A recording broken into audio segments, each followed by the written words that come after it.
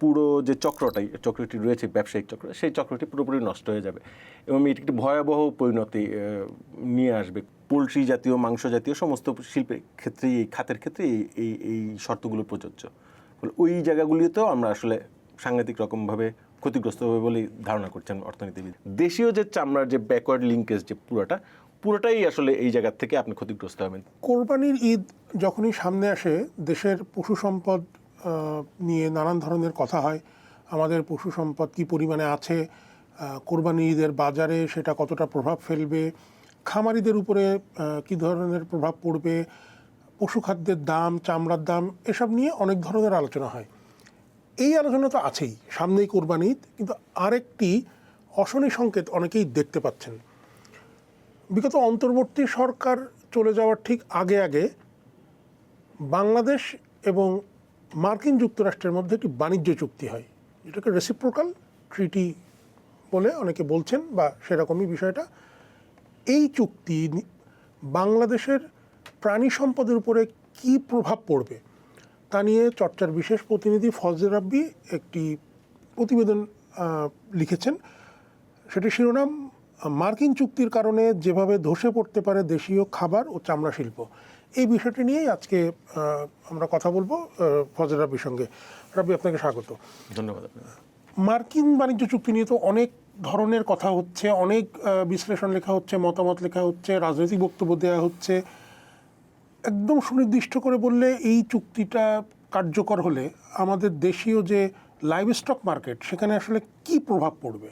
আচ্ছা, আপনি জানেন যে আমরা এই কোরবানি ঘিরে যে পশু বা গরু, খাসি, ভেড়া, এই পুরো আমরা স্বাবলম্বী হয়ে গেছিলাম। আমাদের খামারিরা পুরোপুরি স্বাবলম্বী। এখন আমরা বাইরের থেকে গরু, ছাগল বা এগুলো ইম্পোর্ট করতে হয় না, বা আমরা আনি না। তার পাশাপাশি একে ঘিরে একটা বিশাল বাজার তৈরি হয়েছে, একটা চেইন। এর পাশাপাশি চামড়া শিল্প তো আমরা যথেষ্ট পরিমাণ ভালো করে আসছি বেশ অনেক বছর ধরে। ধরেন আমরা এখন দেশের বাজারে 850 টাকা করে গরুর মাংস কিনি। এখন যদি এই গরুর মাংস 400 কিংবা 450 টাকার মধ্যে যদি আপনার হাতে পৌঁছায়, তাহলে নিশ্চিতভাবেই যে 850 টাকার যে মাংস, সেই মাংস নিশ্চয়ই আপনি খাবেন না।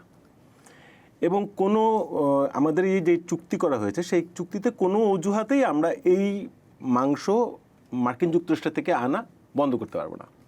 আচ্ছা, এই যে 450 টাকা দিয়ে যখন মাংস কেনা হবে, তখন আপনার বাজারে এই যে খামারিরা কিংবা যারা গরু গরু, খাসি, ভেড়া লালন পালন করছেন, তারা স্বভাবতই আর ওই 850 টাকা ওই দরে তার গরু, খাসি আর কেউ বিক্রি করবে না। আমাদের যেহেতু পুষ্টির ঘাটতি রয়েছে, বা নিম্ন মধ্যবিত্তদের মধ্যে মাংসের একটা বড় ধরনের ঘাটতি থেকে যায় এই বিশাল দামের কারণে, বড় দামের কারণে।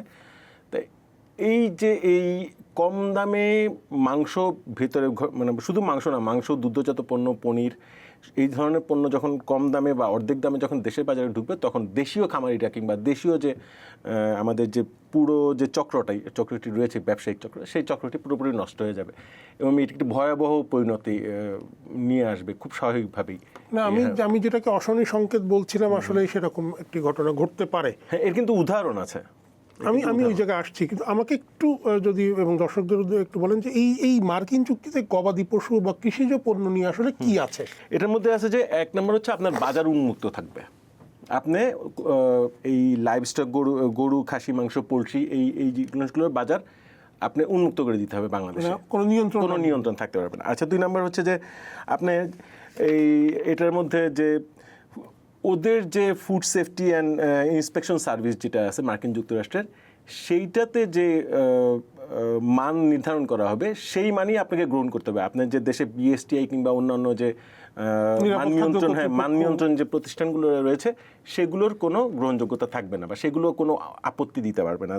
তারপরে ধরেন দুধ বা দুগ্ধজাত পণ্য কিংবা পনির, ওরা যে কোনো মোড়কি বা যে কোনো ইয়েতেই আপনি কোনোভাবে বলতে পারবেন না যে এটি কিসের, বা এটি কি যেটা বলা হচ্ছে শুয়োর কিংবা অন্য কিছু, অন্য কোনো হালাল কিংবা অন্য কোনো অজুহাতে আপনি এটিকে বন্ধ করতে পারবেন না। 3 নম্বর। আর 4 নম্বর যেটা হচ্ছে যে চিজ, মাংসের পদের ব্যবহারে মার্কিন যুক্তরাষ্ট্রের সুবিধা সীমিত করতে পারবেন না। মানে আপনি যদি চানও, আপনি কোনোভাবেই আপনার ওভারফ্লো হয়ে গেল, আপনার মার্কেট যদি না চাহিদা, আপনি যদি দরকার না হয়, আপনি ওই ইয়েটা আপনি আনতেই হবে, আপনার বাধ্যতামূলকভাবে আপনার বাজারে এটার প্রবেশাধিকার থাকবে তারা। ফলে যে এই যে কম দামে, আর স্বাভাবিকভাবেই হচ্ছে ওদের যে কৃষি মানে খামারিরা ওরা মোটা অঙ্কের একটি ওরা কী বলে ভর্তুকি পায়। আমরা কিন্তু আমাদের কৃষকরা কিন্তু স্বাবলম্বী, নিজেরাই এই জিনিসটা যেহেতু খাদ্যের দাম বেশি, পশু খাদ্যের দাম বেশি, সব কিছু মিলে তাদের একটা বড় খরচ হয়। আমরা যারা আছি আমরা সেটা অ্যাফোর্ড করে নিচ্ছি, আমরা সেটা মানিয়েও নিচ্ছি, কিন্তু ওরা যখন ভর্তুকি মূল্যে ভর্তুকি ইয়েতে চাষ মানে এই খামার করার পরে যেই মাংসটার এই ফ্রোজেন মাংস বলি আমরা, ফ্রোজেন মাংস যখন পাঠায় তখন আসলে ওইটার সাথে আমাদের প্রতিযোগিতার পেরে ওঠার কোনো সুযোগ থাকে না। এই অন্তত এই চুক্তির এই কয়েকটি ধারা অনুযায়ী আপনি আসলে কোনোভাবেই আটকাতে পারবেন না আর কি এই এদের। আপনার কথা থেকে যেটা বোঝা যাচ্ছে যে আমাদের এই চুক্তি কার্যকর হলে দেশীয় যে খামারি যারা আছেন এবং এই খামারের সঙ্গে আরও অনেক কাজের সঙ্গে, যেমন পশু খাদ্য থেকে শুরু করে এর সঙ্গে জড়িত শ্রমিক এবং আরও নানান ধরনের যে, এবং কোরবানি ঈদের সময় যেই আরও কিছু মানে খাতের মধ্যে যুক্ত হয়, সেগুলো এক ধরনের মানে ধ্বংসের মুখোমুখি হতে পারে বা প্রচণ্ডভাবে ক্ষতির সম্মুখীন। আপনি একটা জিনিস মনে করিয়ে দিই, আমাদের কিন্তু 2 থেকে 2.5 কোটি মানুষ প্রত্যক্ষ কিংবা পরোক্ষভাবে এই শিল্পের সাথে এই খাতের সাথে জড়িত। ঠিক আছে, মানে জিডিপির অন্তপক্ষে 2% হচ্ছে গিয়ে এই কৃষি খাতের, এবং কৃষি খাতেরও যদি আপনি বলেন তো 60% হচ্ছে গিয়ে এই লাইভ স্টকের। এবং এখানে হচ্ছে গিয়ে 2 থেকে 2.5 কোটি, এখানে অধিকাংশই হচ্ছে নারী। আমরা পুরুষরা যারা আছে তারা হচ্ছে মাঠে বা বিক্রি কিংবা এই জায়গাগুলোতে জড়িত, কিন্তু মূলত এই খামারগুলি তৈরি হয় কিংবা খামারগুলি দেখভাল করা পুরোটা কিন্তু নারী কেন্দ্রিক একটা সমাজ ব্যবস্থা আমাদের এই অর্থনৈতিক একটা চক্রের মধ্যে রয়েছে।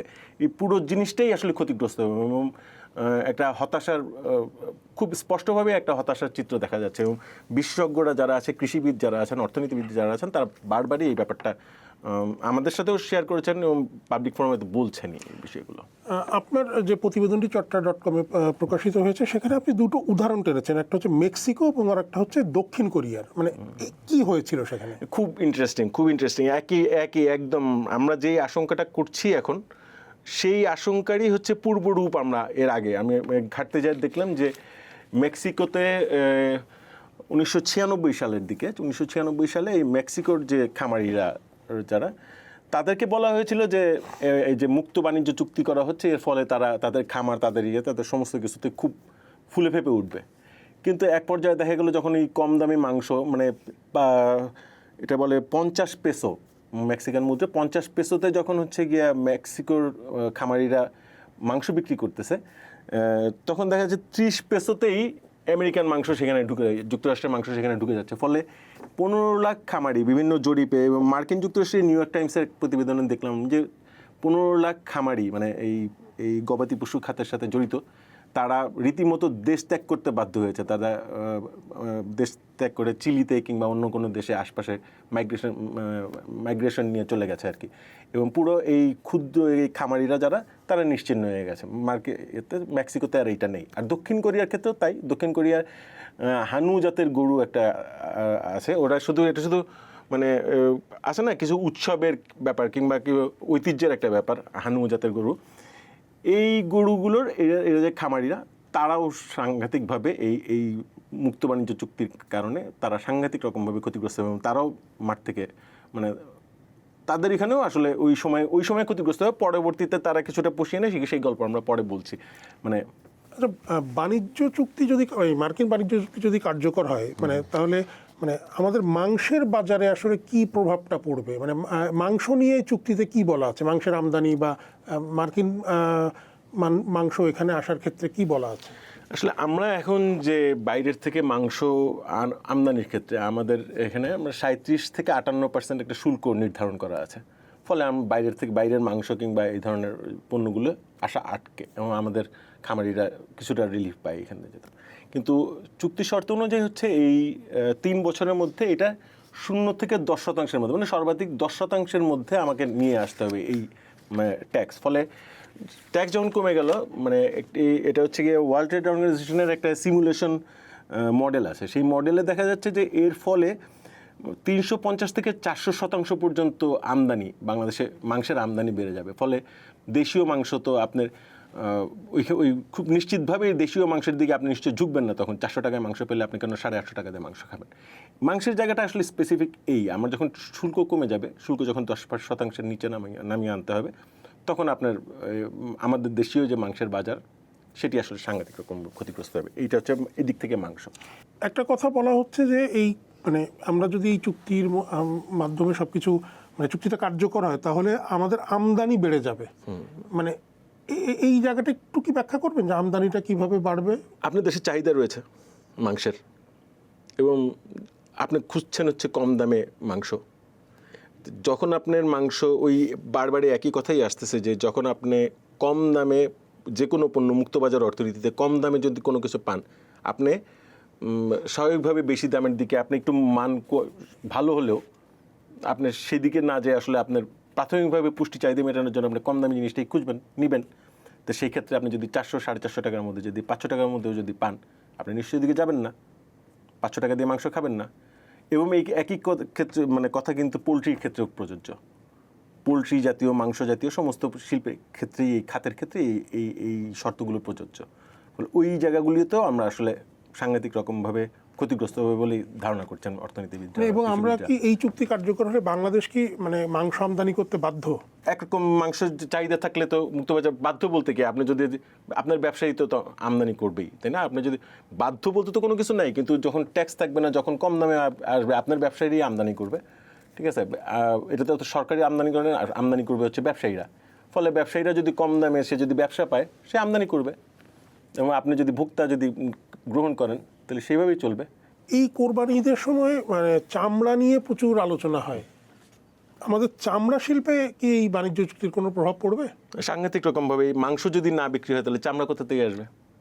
আপনি যদি গরু খামারিরা যদি খামার তো না করে, মানে গরু, ছাগল, ভেড়া এগুলো যদি তার যদি ওই খামারে যদি মনোযোগ না থাকে, ওই খামারে যদি আমরা যদি গরু এখন 1 থেকে 1.5 কোটি গরু আমাদের প্রতি বছরে হচ্ছে জবে হয়, এর ফলে যে চামড়া তৈরি হয় সেটাই আমাদের কাঁচা চামড়ার হচ্ছে সবচেয়ে বড় একটা উৎস।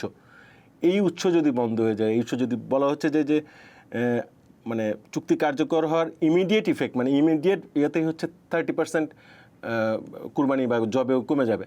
তার ফলে ইমিডিয়েটলি যদি 30% কমে যায়, তাহলে আপনার তো চামড়া শিল্পের মধ্যে বিশাল ধরনের এক ধরনের ক্ষতি।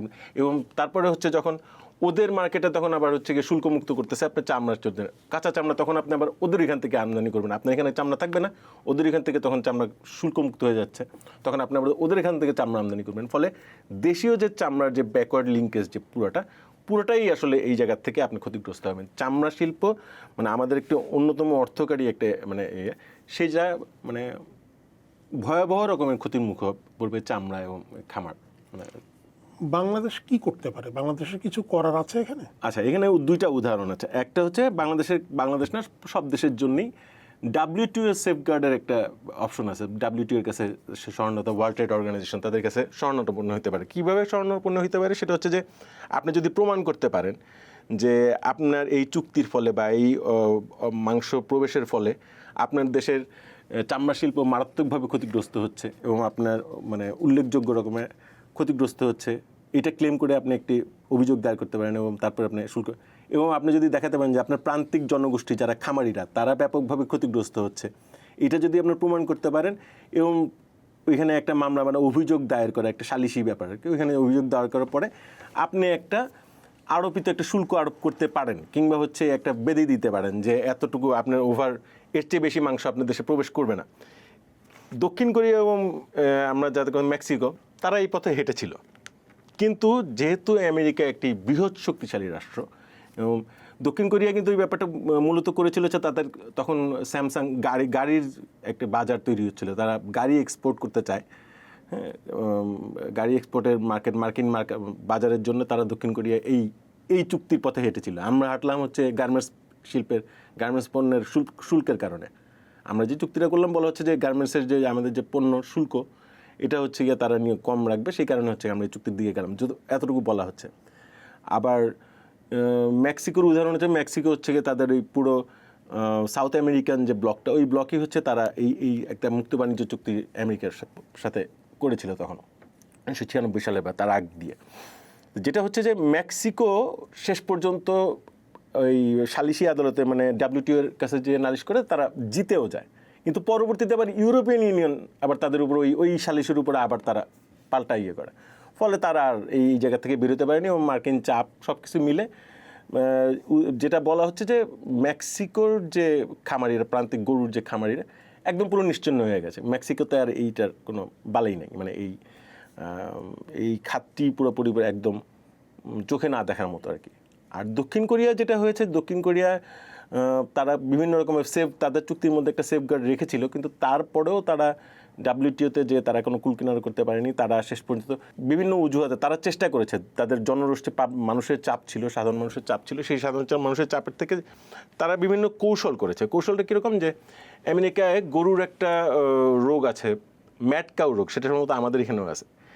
ম্যাড কাউ রোগগুলো হচ্ছে 30 বছরের বেশি, মানে একটা নির্দিষ্ট বয়সের পরে গরুর এই রোগটা দেখা দেয়। তো তারা একসময় বললো যে না, আমরা এই ম্যাড কাউ রোগ যেহেতু আছে, আমরা এর চেয়ে বেশি মাংস নিব না বা এর চেয়ে বেশি বয়সী মাংস নিব না। সেখানে একরকমভাবে তারা সেফগার্ড তৈরি করার চেষ্টা করলো। তারপরে হচ্ছে তারা সাধারণ মানুষ প্রচণ্ড রকমভাবে খুবই ফেটে পড়ে এবং তারা রাস্তায় নেমে আসে। ফলে কিছুটা হচ্ছে তারা রেহাই পায়, মানে কিছুটা হয়েছে মার্কিন যুক্তরাষ্ট্রের সাথে তারা নেগোসিয়েশনে কিছুটা পারে, কিন্তু সেখানকারও মানে অভিজ্ঞতা হচ্ছে এখনকার যেটা বাস্তবতা, সেখানে কোনো ক্ষুদ্র খামারি নাই, মানে 1টা 2টা 3টা 5টা গরু চাষ করে মানে লালন পালন যে ইয়ে থাকে, গ্রামীণ যে একটা অর্থনীতি থাকে, সেই অর্থনীতির কোনো বালাই এখন মেক্সিকোতে নেই। মেক্সিকোতে যেটা হচ্ছে যে হানু গরু তারা প্রচার চালিয়েছে, দক্ষিণ কোরিয়া, হ্যাঁ দক্ষিণ কোরিয়া। তারা যেটা মানে এখন মার্কেটিং যেটা করেছে যে হানু গরু যেহেতু হচ্ছে দেশীয় গরু, এটার পুষ্টিমান বেশি, এর ঐতিহ্য বেশি, হ্যাঁ, সেই রকম একটা মোড়কে এটাকে মার্কেটিং করে মানে খুব দামি জাতীয় জিনিস একটা সুপার শপে থাকবে, হ্যাঁ, ব্র্যান্ডিং করে তারা ওই জিনিসটাকে টিকিয়ে রেখেছে। এবং সেটা হচ্ছে বড় বড় যারা কর্পোরেট যারা ব্যবসায়ী, তারা এই জিনিসটাকে ওইভাবে টিকিয়ে রেখেছে, ওই উচ্চ দামি, বেশি দামি ওই হানু জাতের একটা বিষয় টিকে রয়েছে আর কি। এবং সেটার সাথে ক্ষুদ্র বা প্রান্তিক জনগোষ্ঠীর কোনো সম্পর্ক নেই, একদমই কর্পোরেট পর্যায়ে এই হানু গরুর এই মাংসের বাজারটা টিকে রয়েছে, বাকিটা পুরোটাই মার্কিন যুক্তরাষ্ট্রের। সেক্ষেত্রে মানে এই যে দুটো মানে পথের কথা, মানে মেক্সিকো এবং দক্ষিণ কোরিয়ার কথা আপনি বললেন, বাংলাদেশ যদি এইরকম কোনো একটা জায়গায় যায় তাহলে হয়তো তার কিছু কথা থাকতে পারে, বিষয়টা কি সেরকম? হ্যাঁ, অনেকটা সেই রকম। যদি আপনি বারবারই বললাম যে মার্কিন যুক্তরাষ্ট্রের অর্থনীতি, মার্কিন যুক্তরাষ্ট্রের সাথে দ্বিপাক্ষিক সম্পর্ক এবং তাদের চাপ, সেই জায়গায় মেক্সিকো পারেনি, দক্ষিণ কোরিয়া কিছুটা পেরেছে। আপনি কতটা পারবেন সেটা হচ্ছে আপনার উপর নির্ভর করবে। রাব্বি, ধন্যবাদ। ফজর রাব্বি যে কথাটা বলছিলেন, যেই মার্কিন চাপ মেক্সিকো সহ্য করতে পারেনি, দক্ষিণ কোরিয়া কিছুটা পেরেছে, অন্তর্বর্তী সরকারের সময়ে করা মার্কিন যুক্তরাষ্ট্রের সঙ্গে বাণিজ্য চুক্তি বর্তমান সরকার কতটা সামলাতে পারবে, সেই চাপ সামলানোর সক্ষমতা বাংলাদেশের আদৌ আছে কি না, কোন পথে যাচ্ছে বাংলাদেশের দেশীয় খামার, সেটারই বিশ্লেষণ রাব্বি করছিলেন। এ বিষয়ে আপনার যদি কোনো মতামত থাকে জানাতে পারেন চর্চার ইউটিউব চ্যানেল এবং ফেসবুক পেজে কমেন্ট করে। চর্চার সঙ্গে থাকুন।